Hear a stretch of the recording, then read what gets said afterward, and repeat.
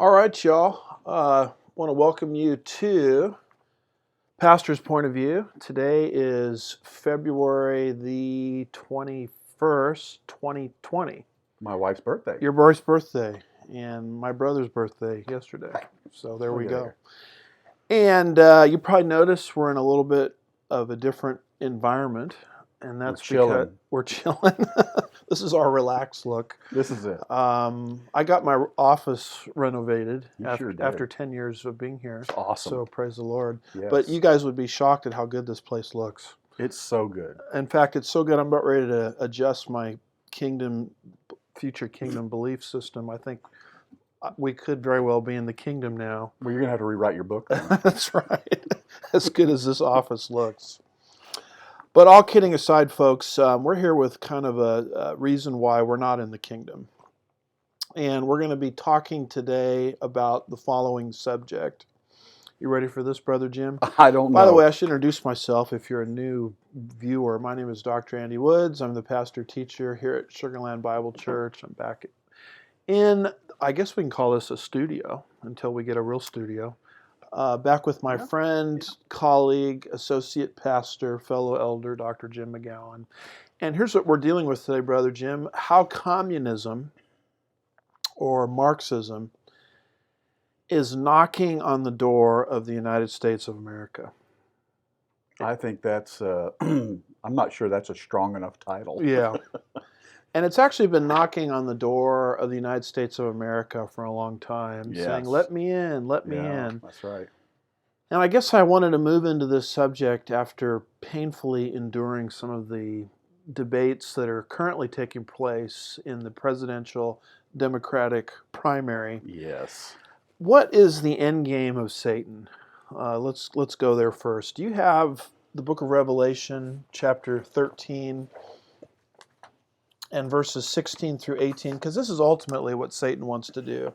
Revelation 13, verses 16 through 18. All right, we're reading from the New American Standard Version 95 Update, and we're reading Revelation 13, verses 16 through 18. And he causes all, the small and the great, and the rich and the poor, and the free men and the slaves, to be given a mark on their right hand or on their forehead, and he provides that no one will be able to buy or to sell except the one who has the mark, either the name of the beast or the number of his name. Here is wisdom. Let him who has understanding calculate the number of the beast, for the number is that of a man, and his number is 666. So when I look at what Satan, wants to accomplish in the end times, I mean, that would be it. Yeah. It's a centralized government that micromanages people from cradle to grave. They can't even participate in terms of providing for themselves unless they receive a mark. Yeah. So you're really dealing with maximum government. Yeah. And, we've had Curtis Bowers here to teach at our church before. He basically goes around and does films and talks on the infiltration of communism into the United States and worldwide. And I was with him at a Stealing the Mind conference a couple years ago, so I had a chance to talk to him one-on-one. And I said, "What's the end game? I mean, what's the final project going to look like as far as Satan is concerned?" I said, "Is one world communism where everything's moving to? Is that the strategy that's in place everywhere?" And he said, "Without a question, that's the goal." Yeah. Now, if that's the goal, then something stands in the way, and it has to do with the United States Constitution and the United States government. Because if the United States Constitution stands for anything, it stands not for maximum government that we see in Revelation 13, but limited government. Amen. Yeah. And notice this quote here from D. James Kennedy and Jerry Newcomb, co-authored a book a couple of years ago entitled "What If the Bible Had Never Been Written?" And this is what they say on page 96 concerning the United States Constitution. All right, quoting here, folks. How many powers does the federal government have? Today, it almost seems to be an infinite number because of Supreme Court decisions and runaway legislation. But the founding fathers in the Constitution gave the federal government specifically 20 powers. There are only 20 things that the federal government is supposed to be able to do. All the rest remained with the states or the people.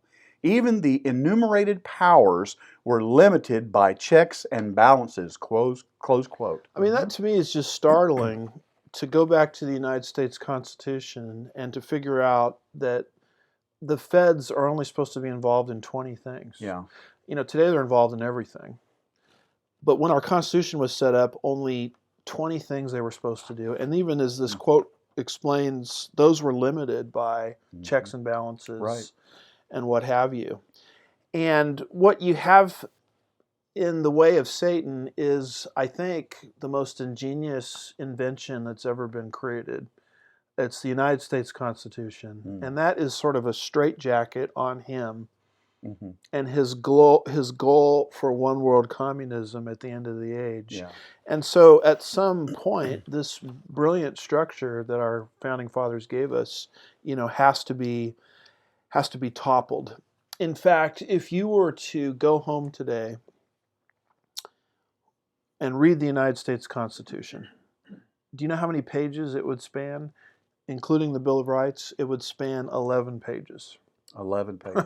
Wow. Now compare that to what is Obamacare, 3,000 pages or something to that effect. You know, it's just mind-boggling the direction we're moving in versus what the original foundation of the country was. Amen. That's right. And I had the privilege of meeting Phil Haney. Phil Haney is a former Homeland Security officer, and he figured out through engineering and logarithms and all these things really smart people can come up with how to track Muslim terrorists into the country. And the problem is he was so good at his job, the Obama administration and the Bush administration before him, you know, basically got rid of him because they were trying to make more of a politically correct Department of Justice and Homeland Security and things of that nature. But he wrote a book. Yeah, shame on them, exactly. He wrote a book. I'd encourage people to get it and read it. It's called See Something, Say Nothing by Philip Haney. And he's another guy I had a chance to interact with one-on-one. And one of the points that he made that I've heard him make has always stuck with me. He says the goal of communism, and we might throw into there Islam, because Islam and communism right now are really good friends. Yes. The enemy of my enemy is my friend. Right. And they'll be really good friends until they get rid of what they want to get rid of, the United States Constitution. Then they'll go to war with each other. Yeah.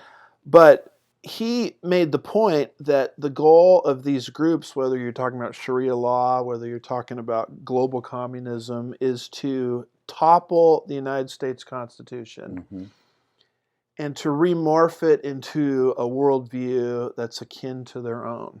Because they know that as it currently exists, it can't stand, or it's in contradiction, you know, to where they want to go. And it's amazing how successful the communists have been in infiltrating our government over a long period of time. Yes. In fact, there were 45 goals of communism read into the congressional record January 10th, 1963. 45 of them. Yeah. And here are just 10 of the 45 from the Karl Marx's Communist Manifesto, created in 1848. And it's amazing how even these have gotten some kind of inertia in our culture. Would you mind reading those 10 to us? All right, folks, you should be able to see this on your screen. Number 1, abolish private property. We haven't heard anything about that lately, have we? Number 2, heavy progressive income tax. Punish people that are successful. Yeah. Number 3, abolish rights of inheritance. Now, why would they want to do that? Because communism, the state is God. Yes. And you want to destroy the family. That's and right. you want to destroy the family's ability to pass its wealth on. That's right. Number 4. So when you die and you come under a certain tax bracket, you have to visit the undertaker, and you have to visit the IRS agent, on the same day if someone dies in your family. Wow. Do I have to keep reading? Yeah, if you Oh could. my goodness. Number 4, confiscation of property rights. Mm-hmm. Number 5, a central bank. Mm-hmm. Number 6, government ownership of communication and transportation. Number 7, government ownership of factories and agriculture. 8, government control of labor. Number 9, corporate farms, regional planning. And number 10, free education for all children in public schools.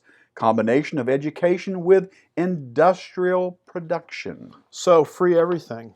Free, free, free, free, free. That sounds like a commercial I saw on TV. And of course, they want to promote free education because that gives them a chance to brainwash people. Yes. In the new system of communism. Yes. From K through 12 and beyond, and they're doing it. And they're doing it. Yeah. And Ronald Reagan made this point in a speech called A Time for Choosing, given October 27th, 1964. And he made the point of why America is really the chief prize, if you will, of this one world communism that's on the horizon. Would you mind reading what he says there? All right, gladly. All right, this is from Ronald Reagan, 1964, A Time for Choosing, quoting, "Not too long ago, 2 friends of mine were talking to a Cuban refugee, a businessman who had escaped from Castro. And in the midst of his story, one of my friends turned to the other and said, 'We don't know how lucky we are.' And the Cuban stopped and said, 'How lucky you are. I had some place to escape to.' And in that sentence, he told us the entire story. If we lose freedom here, there's no place to escape to. This is the last stand on earth," close quote. Yeah, and you think about that quote, and, when Cuba fell, Cuban refugees had somewhere to go. Yeah. The United States. Yeah. Well, what if the United States comes under the same frame of mind that now dominates Cuba? Where do you flee to? They're in anywhere. So that's why now we're in a situation here in the United States where basically every election is such a big deal. Yes, sir. And so this is sort of intro to where we want to go as we talk about how communism is now knocking down the door with the United States of America. Yeah. I brought in Brother Jim's Show and Tell. Oh boy. And I don't know if we have a computer image of this, but this is a book called Beating the Unbeatable Foe by Dr. Fred Schwartz. Dr. Fred Schwartz wrote this, I think, around 1953. Oh my. He had a ministry when he used to put out a report called the Schwartz Report. And he was one of these guys that was a medical doctor, and he was sort of on the leading edge of tracking the infiltration of communism all the way back in the 50s into education, into government. And he would go out and he would have these open debates with communists. And he influenced a ton of people. And one of the persons he influenced was a guy named David Noble. Oh, yes. Who started Summit Ministries. Yeah. And he also influenced a guy named Norm Geisler, who went on to be, a really key apologist in Christianity. And so when we talk, I'll hold that up for you while please. You're talking. And so as we're talking about communism knocking on the door of the United States of America, our point is we're not really getting into something that's brand new here. This is something that's been going on for an awful long time. Yes. It's become more to the surface with one of our major political parties, which we'll make reference to in just a second. But, Brother Jim, when I grew up, there used to be something called a moderate Democrat. Yes. A conservative Democrat. I remember names like Robert Casey. I think of Pennsylvania, who was a pro-life Democrat. There was a guy named Zell Miller, who I think was from Georgia. He was a conservative Democrat. I may have Zell Miller's state wrong, but you guys get the point. And I remember as a very young Christian having a lot of admiration for a senator named Sam Nunn, who was a conservative Democrat. Right. In other words, what you used to have is Democrats versus Republicans, conservatives versus liberals. And I'm here to tell you, Brother Jim, that there isn't any such thing as a conservative Democrat anymore. No, there isn't. It's almost like they're an endangered species. So the battle that's going on politically in our country is not even so much Republican versus Democrat, conservative versus liberal. As you watch these presidential debates, here's basically what the distinction is. Someone that's an American versus a traitor. I know that sounds harsh. Wow. Someone that's a constitutionalist versus someone that has virtually no respect for the Constitution at all. Right. Because one of our major political parties has been completely taken over. Infiltrated by this communist Marxist They have. Mindset. Yeah. That's And we're going to deal in this show, and we'll probably do another one after this because we don't want this to go too long, some of the radical, and I mean radical associations connected with, and we only have time to cover two of the candidates. I mean, and you can take what we're doing here and apply them to all of them on the Democratic side. Yes. And I think these radical connections are things we need to pay attention to, we need to look at, because there was a president, you remember, who ran named Barack Hussein Obama. And he got into office, and he turned out to be one of the most liberal presidents in American history. Right. And yet the whole thing could be read or telegraphed in advance because of his very radical associations to a particular pastor named Jeremiah Wright, who ended up being influenced by Cone, a theologian named Cone, who was a liberation theologian, who was basically trying to mix Marxism with the Bible. By the way, this mixture of Marxism with the Bible is what's called the social justice movement. Oh, yeah. It's spreading right now all over the SBC, the Southern Baptist Convention. Yeah. And in fact, my friend Jeff Dornick has just produced a book called Social Injustice. You might hold that one hot off the press. Hot off the press. And it's dealing with the infiltration of Marxism into theology in our own day, into the evangelical church. Yes.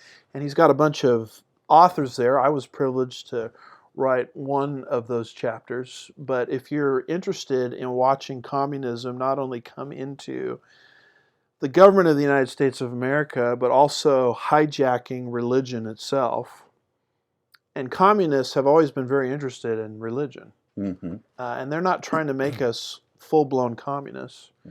What they're trying to do is come up with a style of religion or a system of theology that would desensitize us to the infiltration of communism. And so you can call that liberation theology, also goes by the title social justice theology, where Jesus is sort of changed into a communist revolutionary or a social revolutionary. And so all of these writers take a look at that from different angles. And so this is something that's happening right before our very eyes. It's happening in our churches. It's happening in our seminaries. It's happening in our politics. And this is why we need to pay attention to, radical associations. Like Obama was affiliated not only with Jeremiah Wright, he was also affiliated with a couple named I forgot the husband's name, Bernardine Dorn, and what was the husband's name? I can't remember. But anyway, the two of them were like a husband and wife team.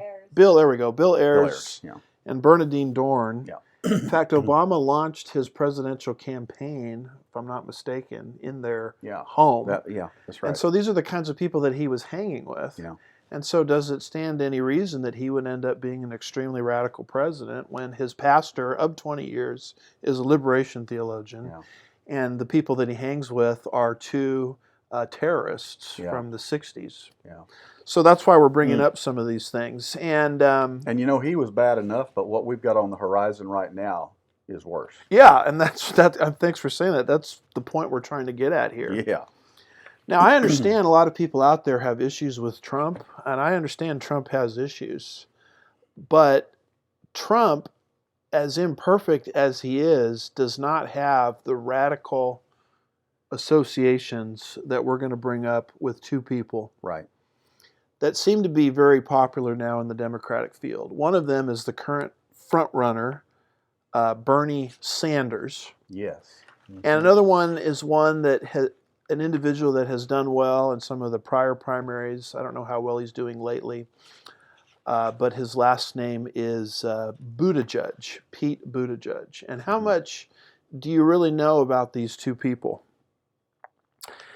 And I think this study that we're going to do here is going to be sort of instrumental because the liberal press or the liberal media sort of scratches their heads and they don't really understand why the evangelical community stands behind Donald Trump the way we do because of Trump's imperfections. And here's the deal, folks. When you understand what's happened to the Democratic Party, you start to figure out really fast that the only thing that's standing between us and a communist, Marxist takeover of the United States of America is Donald Trump. Yeah. He's the only viable candidate that stands between us and them. Yeah. And the people shouldn't be perplexed at the evangelical community's support for Trump if they understand the trajectory of the Democratic Party, right, as evidenced by the completely radical connections and associations with Bernie Sanders and Mayor Pete Buttigieg. Yeah. So, what would you add to that, Brother Jim, before we get into this? Well, folks, maybe get a little hot toddy while you're listening to this, something that'll calm your nerves down, because by the time we get done, you're going to be shaken. And I don't think a lot of these things that we're going to talk about are really brought up. The information's there if you want to look for it. That's right. But I just don't see the news, dealing with these kinds of things. So most people see, let's start with Buttigieg. Most people see him as just kind of an Alfred E. Newman character. I think our president even called him Alfred E. Newman, which is funny because he kind of looks like Alfred E. Newman. You remember from the old Mad magazine. And, Pete Buttigieg is out there lecturing everybody else on the Bible and Christianity, while his husband goes up and gives him a big kiss, following, one of his campaign events. And I look at that and I say, gee whiz, Pete, what Bible are you reading there? I mean, I guess he skipped over that little part at the beginning about Adam and Eve, kind of thing. But far beyond that is the idea that Buttigieg is connected to his deceased father or influenced by his deceased father, Joseph Buttigieg. And how much do you know about Joseph Buttigieg? Not a whole lot. Most people don't. And the reality of the situation is the apple does not fall too far from the tree. That's what they say. And if you just look at Buttigieg's father, you'll see something that is so radical that I think if the American people knew exactly this association and what his father was into, they would never vote for such a man as certainly the next leader of the free world. I agree.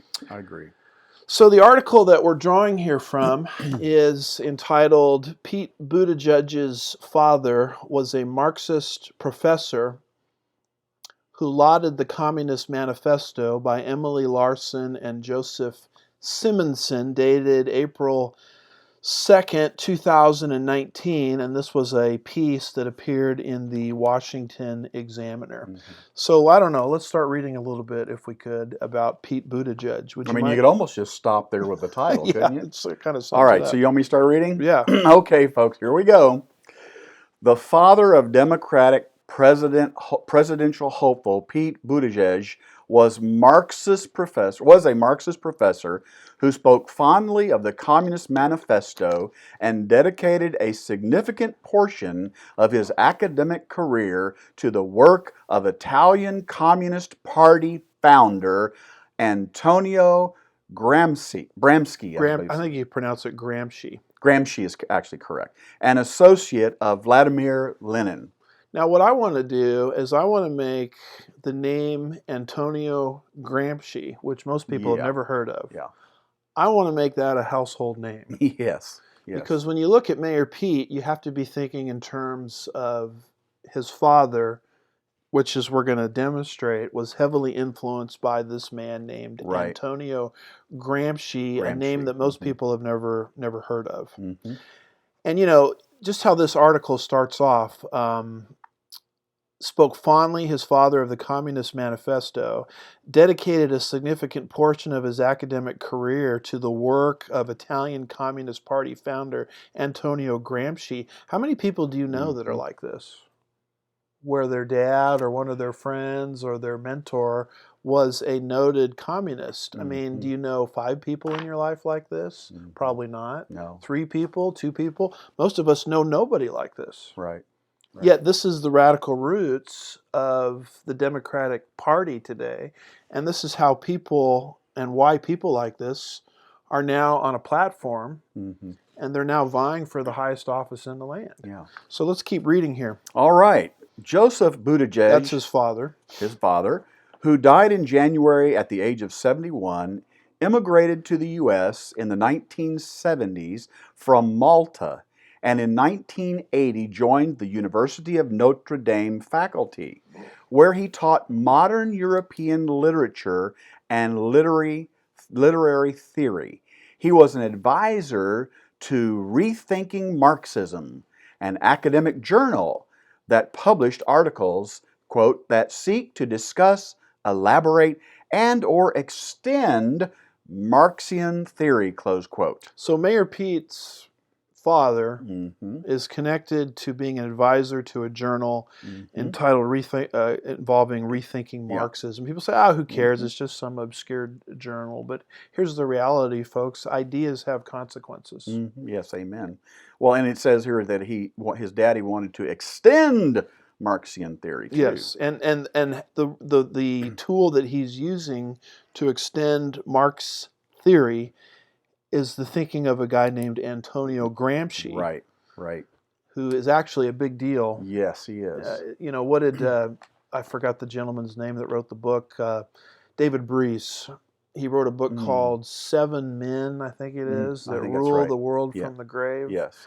You know, one of them is Karl Marx, another one is Charles Darwin. You know, if I was writing a book like that, I would include Antonio Gramsci. I think because so. he's dead and gone, but his ideas are very much alive. Yes. Because he talked about a communism not through a gun, the force of a gun, but through what he called the long march through the institutions. So let's keep reading here in the 2000 paper. Hold on, folks. It just gets worse. In a 2000 paper, I guess it's a 2000-page paper for Rethinking Marxism, critical of the approach of Human Rights Watch, Buttigieg, along with 2 other authors, refers to the Marxist project to which we subscribe. Yeah, Marxist project to which we subscribe, and if you can keep reading. All right, continuing, he's quoting here, if the Communist Manifesto was meant to liberate the proletariat, the manifesto itself in recent years needed liberating from Marxism's narrow post-Cold World orthodoxies and exclusive cadres. It has been freed, he wrote. So they look at Marxism as the liberation of the planet. Yeah. And that's the difference of perspective. Yeah. We look at it as the enslavement of the planet. Amen. And it cooperates with Satan's enslavement of the world in the last days. Oh, yes. Revelation 13, 16 through 18. And they just thought the theory was very workable. Yeah. But it just needed a little better guidance. Right. And this was why they became so infatuated with Antonio Gramsci. Yes. So go ahead if you can keep It's almost like what they're saying is, Marx was good, but he didn't go quite far enough. Right. So let's keep reading and here. His strategies were a little off. His strategy, he needed a little modification. Right. Paul Kengor, a professor of Grove City College and an expert in communism and progressivism, said Buttigieg was among a group of leftist professors who focused on injecting Marxism into the wider culture. That's a key word That there. is key.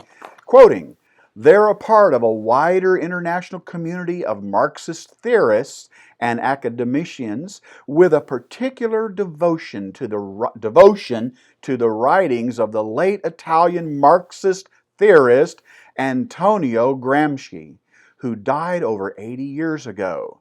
Gramsci was all about applying Marxist theory to culture and cultural institutions, what is often referred to as, and you mentioned this, a, quote, long march through the institutions, close quote, such as film, media, and especially education, close quote. King Gore told this to the Washington Examiner. Now, remember earlier we had up we made reference to, what was it, 45? Let me get 45, my number right. That's right. Goals of Communism read into the Congressional Record, January 10th, 1963. We put up 10 of those, and number 10 was public education. Well, now Yes. you can start seeing why there's such an interest amongst communists Yes. in taking over the school system, because Buttigieg's father was part of a select group focused on injecting Marxism into the wider culture, relying upon the writings of Antonio Gramsci, which he translated, which we'll get to in just a minute. And Gramsci, in prison, wrote about a long march through the institutions. Yes. And he wrote these books called the Prison Notebooks, Yep. which to me, quite frankly, when I hear that word prison notebooks, I think of Paul's prison letters. I thought about the same thing. And it's like a satanic imitation of Paul's prison letters, Ephesians, Colossians, Philemon, and Philippians. But this is what Gramsci said. He says the communists are going about this all wrong. If you take over through coercion or force, you're not going to have a lasting revolution. What you have to do is you have to change the hearts of the people first. Right. And you have to change their value system by taking over the centers of influence in the culture, which would be film, entertainment, schooling, etc. And once you alter their values, they will fall like overripe fruit right into your hands, and coercion won't even be necessary. That's right. And this is what Gramsci, this is his contribution to the worldwide communist revolution. And this is who Buttigieg's father is a student of. Let's keep reading here. Yeah, it gets worse. The elder Buttigieg was best known as one of the world's leading scholars of Gramsci. Boy, Gramsci thought cultural change was critical to dismantling capitalism. Nevertheless, although critical of certain aspects of Bolshevism, Gramsci endorsed Vladimir Lenin's maximalist politics and identified within the Leninist faction of the Italian communists. He went to Moscow in 1922 as the official representative of the Italian Communist Party and returned home to lead the resistance against Italy's Prime Minister Benito Mussolini on the orders of Lenin, while his new wife and children stayed in the USSR. Those efforts landed Gramsci in an Italian prison where he lived much of his brief life, which ended in 1937 at the age of 96. But he didn't waste any time in prison. Yes, here we go. That's where the prison notebooks come from. Yes, yet his time behind bars was also some of his most prolific, leading to a collection of essays called the Prison Notebooks. Buttigieg completed the authoritative English translation of Gramsci's Prison Notebooks. Let me read that again. Buttigieg completed the authoritative English translation of Gramsci's Prison Notebooks, and his articles on Gramsci's have been translated into 5 languages. Buttigieg was a founding member and president of the International Gramsci Society, an organization that aims to, quote, facilitate communication and the exchange of information among the very large number of individuals from all over the world who are interested in Antonio Gramsci's life and work and in the presence of his thought in contemporary culture, close quote. Now, the two big things are, A, the prison notebooks and Mhm. why they existed. He was trying to alter communist It's just their methodology. methodology into, instead of at the barrel of a gun, Yeah. it's the long march through the institutions. Yeah. And beyond that, we have those prison notebooks translated into English. I guess the Mhm. NIV version of the prison notebooks. The message. And who does the translation? Bum, bum, bum. Joseph Buttigieg, Yeah. Pete Buttigieg's dad. His daddy. And beyond that, if that weren't enough, Buttigieg, his father, Joseph, goes on and he's the founding member and president of the International Gramsci Society. And in fact, in this particular article, I don't know if we have a shot of it, but there's a picture of the elder Buttigieg, speaking in front of that little group. Mm. And probably at the time, he would have never thought that his son would become a mayor and then ultimately run for president of the United States and would be on the world stage. He could only hope. And actually, as I watched some of the presidential debate that just aired, he was like the adult in the room. The other ones were acting like kids, and it was like he was trying to break up a fight, and people look at him as if he's some sort of, future leader of the United States. Do they understand who Antonio Gramsci was and the influence Gramsci had on the communist movement and the influence Gramsci had on Buttigieg's father? I mean, does any news outlet cover this that I can think of? I can't think of any. Yeah, I haven't heard of any of this on cable TV. And fortunately, we're living in the internet age where these types of articles are available to us. Mm-hmm. But has this philosophy of the elder rubbed off on the younger? Here at the top of page 3, where it says a self-described, would you mind reading that? All right. Paragraph to us. All right. A self-described progressive, now we're talking about Pete, has called to abolish the electoral college system. He supports a pathway to citizenship for illegal immigrants in the Deferred Action for Childhood Arrivals program, and thinks that, this is Pete, that climate change is a national security threat. In another MSNBC interview in February, Pete said that socialism is, quoting, is a word in American politics that has basically lost all meaning, close quote, and, quoting, has been used as a kill switch to stop an idea from being talked about, close quote. So is the elder Buttigieg rubbed off on the younger? Well, look at this here. Pete, the younger, wants to, look at this. This cracks me up. Abolish the electoral college system. Well, isn't that part of the Constitution? Yes. I mean, I didn't know you could just wave a wand and make part of the Constitution disappear. Yeah. And if you can make that part of the Constitution disappear, why not the rest of it? Mm-hmm. Particularly those parts of it that talk about limited government and inalienable rights and the First Amendment and all those kinds of things. And by the way, folks, the liberals out there want to get rid of the electoral college. And the answer to that is very simple. What they want to do is move to a popular vote where you can rack up majorities on the East Coast and the West Coast, California and New York, therefore will control who becomes our future president. Exactly right. And if we're going to go to that system, then you'll never, ever in your lifetime see a presidential candidate in any of the flyover states. No. There's no need for them to go there. But our founding fathers were smart enough to devise a system where people are not elected to the presidency based on a popular vote because they wanted every state to have an input.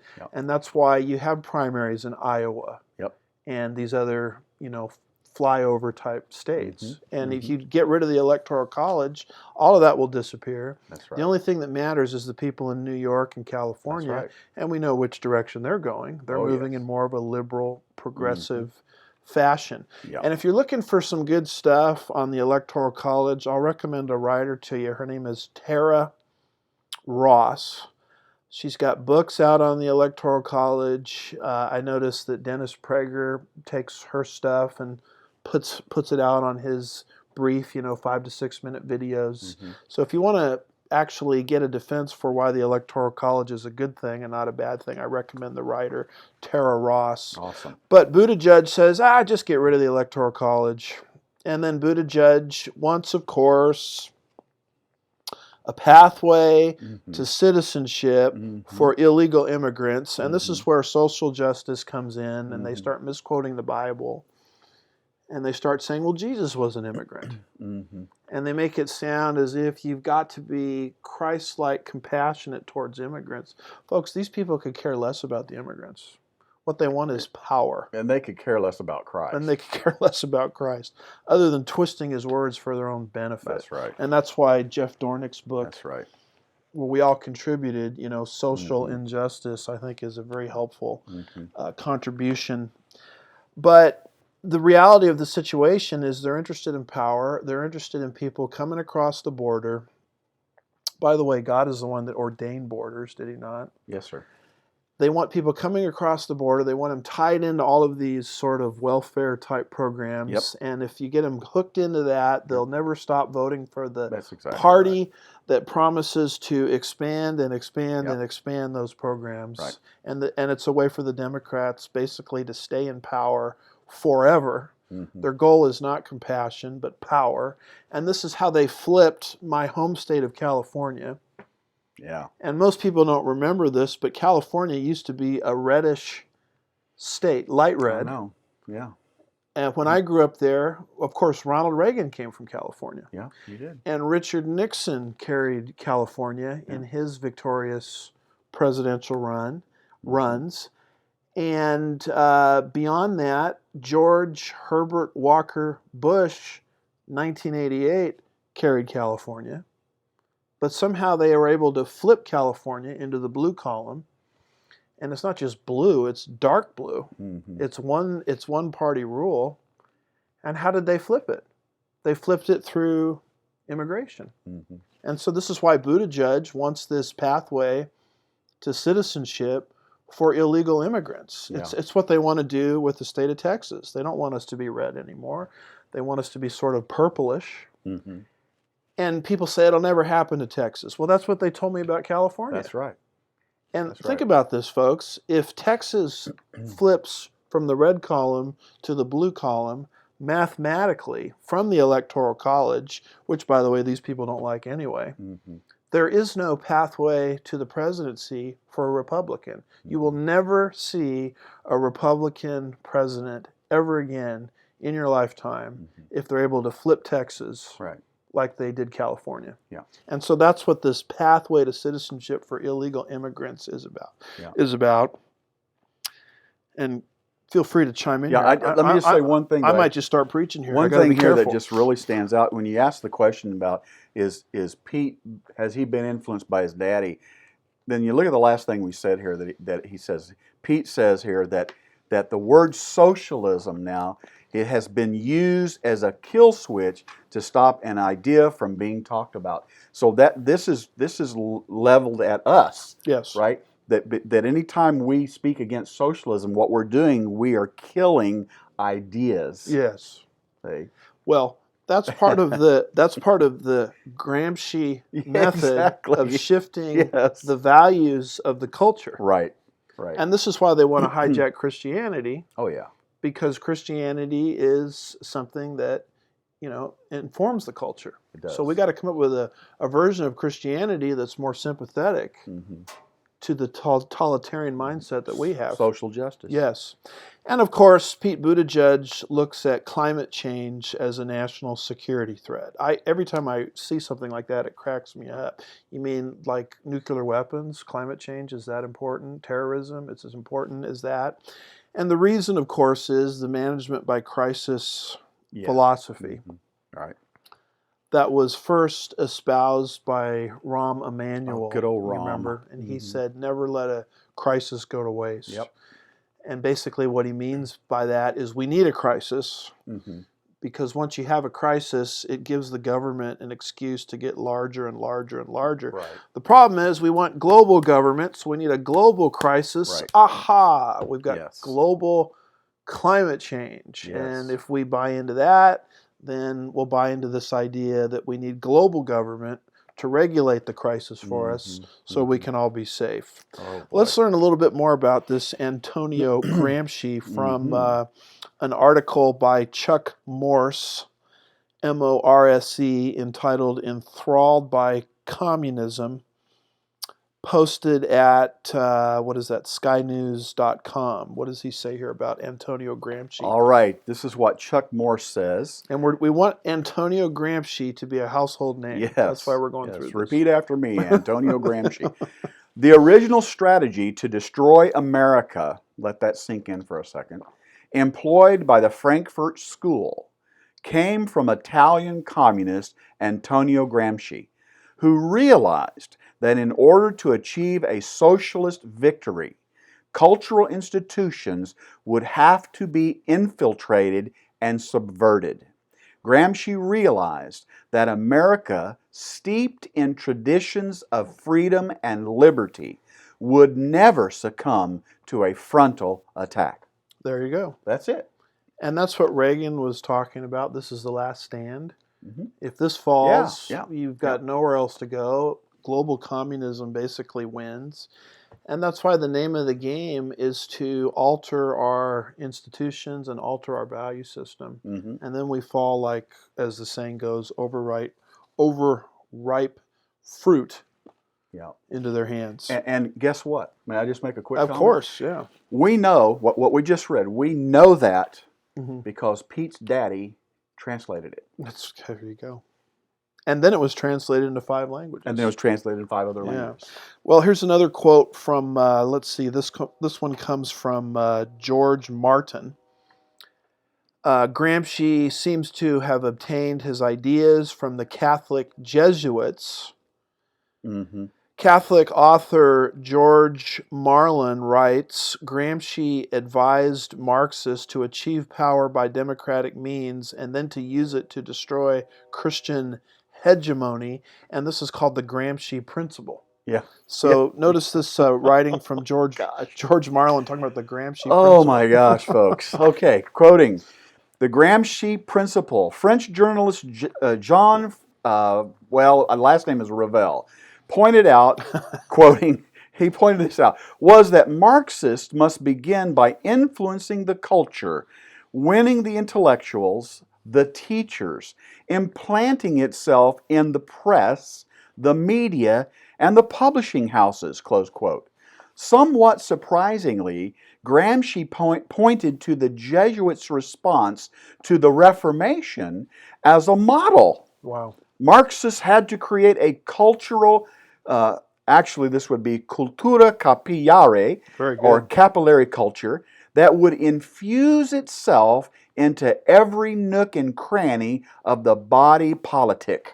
Does it sound like they've been successful? I mean, they've been astonishingly successful when you understand their strategy. Yes.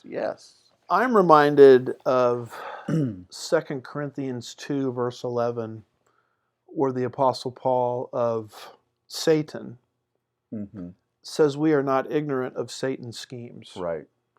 And I'm afraid, Brother Jim, myself included, until I started reading some of this stuff, we have been largely uninformed of what Satan is doing. You know, when I used to play basketball back in the day, we would spend a lot of time with game film.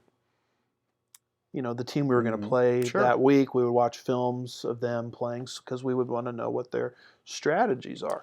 We don't do game film today in evangelical Christianity. We don't even know what Satan is doing.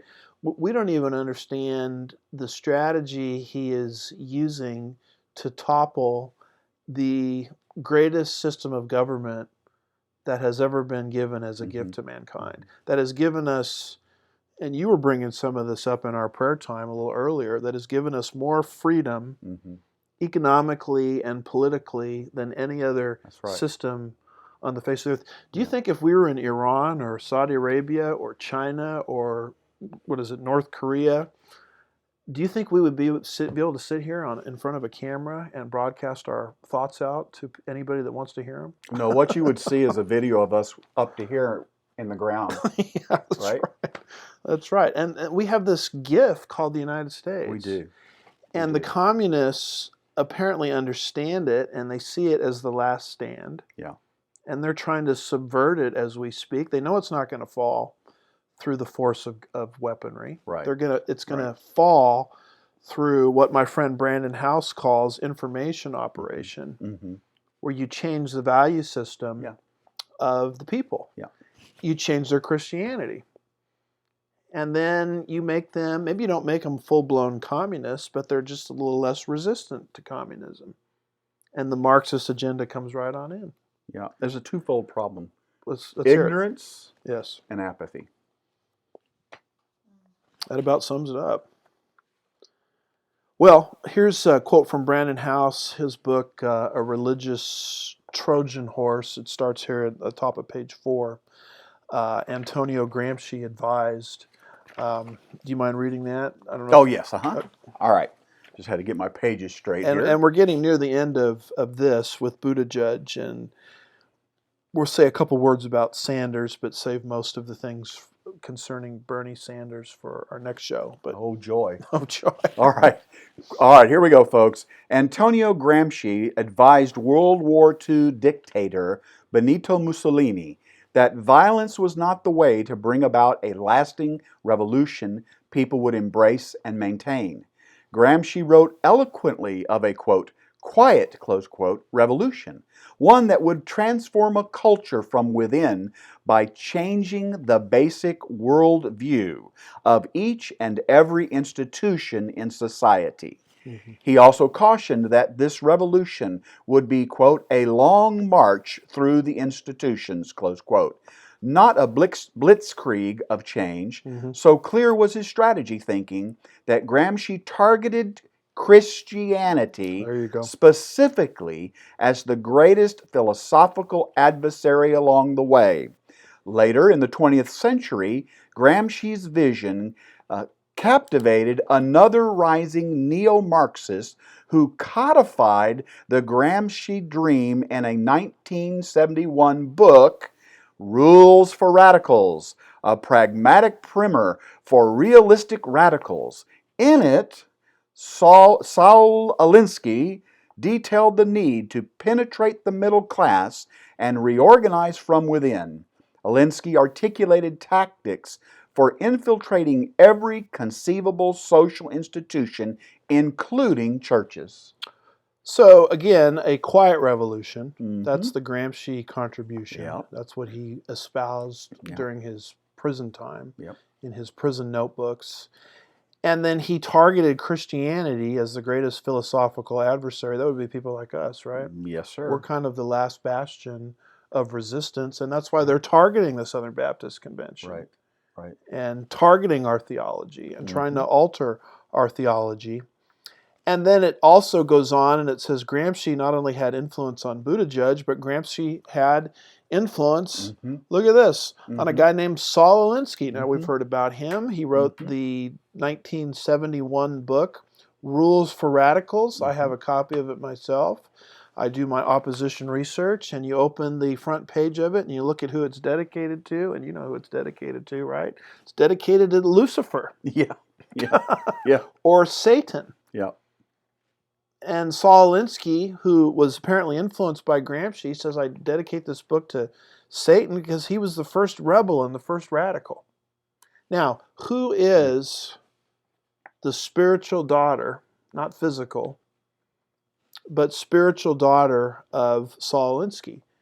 She was the last Democrat to run for president, and she gives it away. It was Hillary Clinton. Yeah, Hillary Clinton. That's right. So people, the last time through, are saying, you're going to vote for Trump? How can you vote for Trump? That's crazy. Aren't you a Christian? Well, here's my choice. I can either vote for Saul Alinsky's spiritual daughter to complete the communist revolution, or I can vote for the guy that's not a communist, as far as I can tell, a capitalist, and is sort of obnoxious on social media. Yeah. So what do you think I ought to pick? Is there not a lesser of two evils argument here? I think there is. That we can make? Yeah. And there we have it. So that sort of concludes Buttigieg. Thank goodness.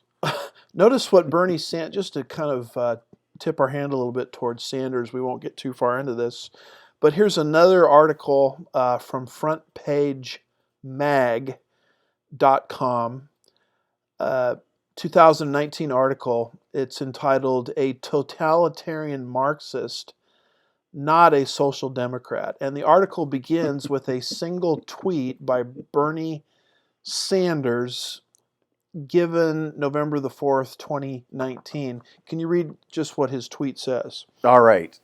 Sanders tweeted, quoting, "Our campaign is not only about changing the system politically and economically, we will change the value system of this country." Close quote. Now you see this in a lot of these people is they're interested in change. Once they get power, they tell us they're going to change our value system. Yeah. Now how are they going to do that?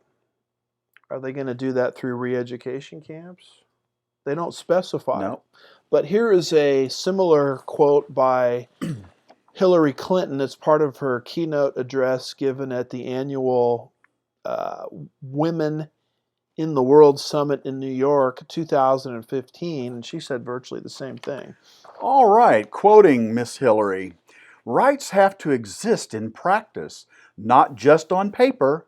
Laws have to be backed up with resources and political will, and deep-seated cultural codes, religious beliefs, and structural biases have to be changed." Close quote. So she's interested in changing cultural codes, Yep. structural biases, and religious beliefs. You mean like my religious beliefs that life within a womb is sacred? Yep. Because of what the Bible says? Yep.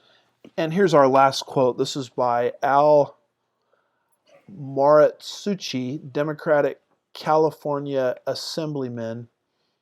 And this is in the context of some of those laws, that were being passed in California concerning homosexuality, and faith-based counselors can't counsel in a way against homosexuality, which to us is an obvious violation of freedom of religion. Right. And the religious community there in California sort of rose up.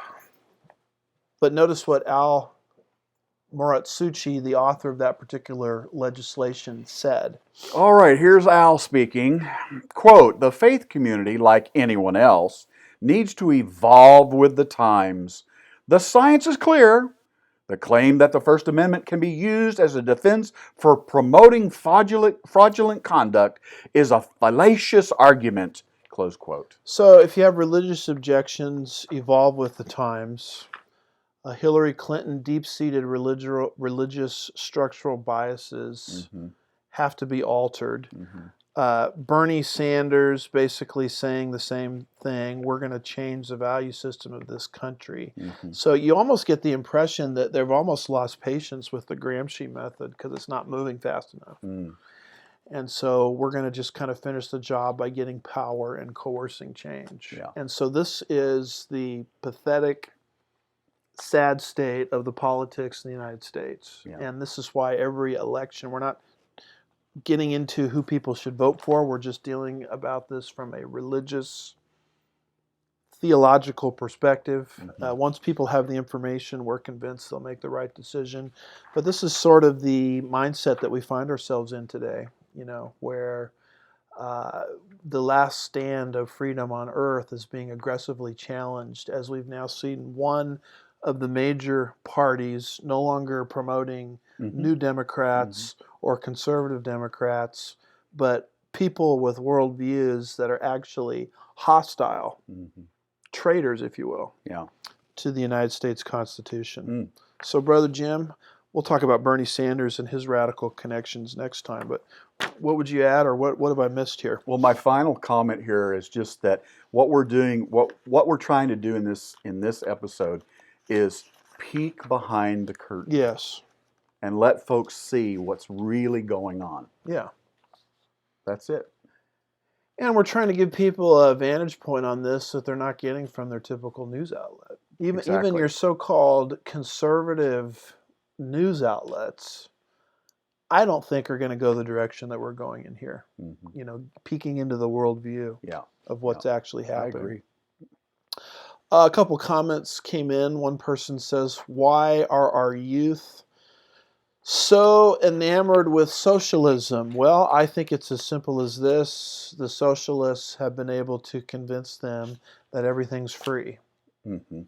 Your house is free, your Mm-hmm. school, education, tuition money is free, Yeah. free this, free that. And so they're allowed to sit there on the stage and promise this and promise that and promise this and promise that. And they're never asked, what personal freedom is going to deteriorate Mm-hmm.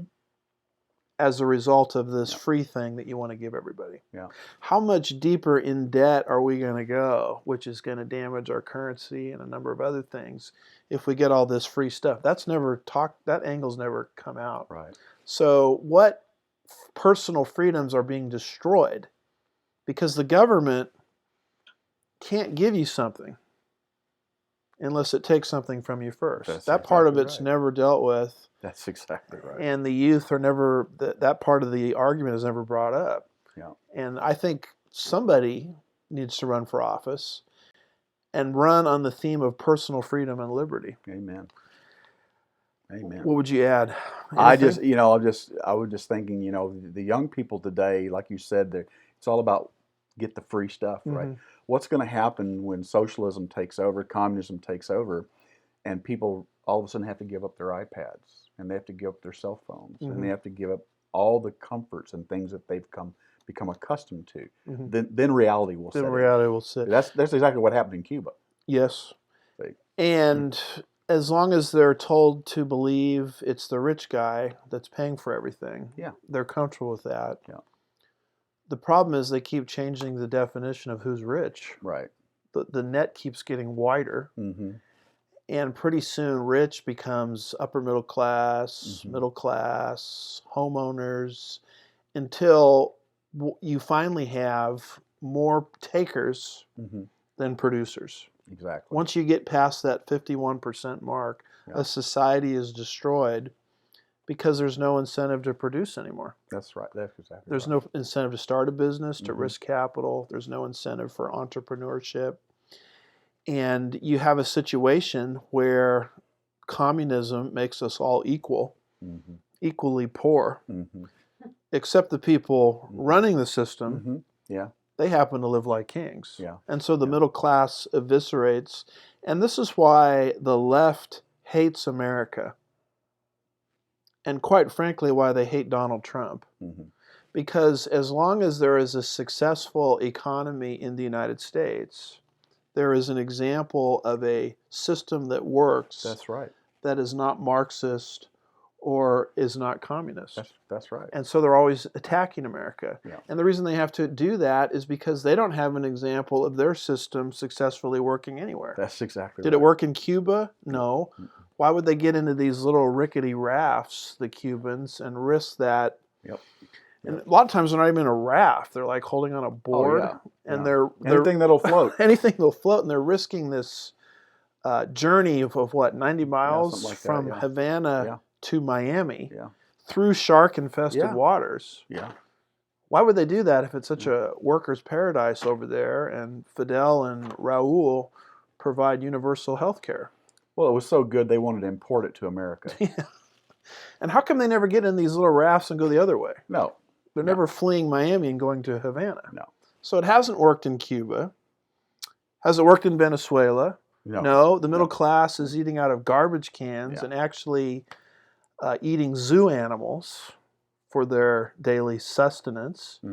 What other parts of the world where communism has been tried? Well, those are the two I could think of. Yeah. The Soviet Union collapsed. Yeah. So there is no successful Marxist experiment anywhere.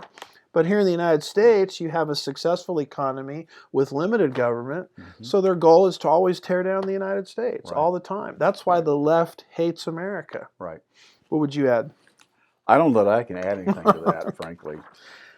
And then one person writes in, I think this is our last comment or question. In addition to prayer, this is very important because I don't know if we're leaving people with a lot of hope today.